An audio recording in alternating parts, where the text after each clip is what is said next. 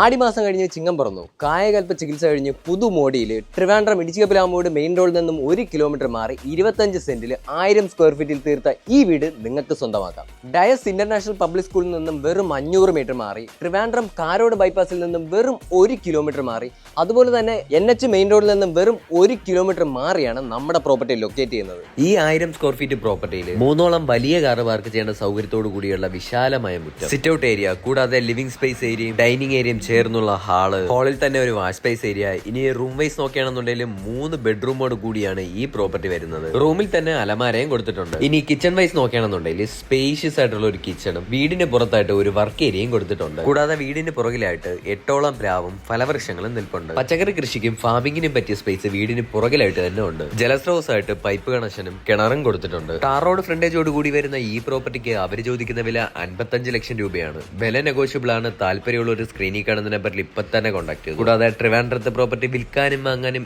MK property follow ചെയ്യാനും മറക്കണ്ട.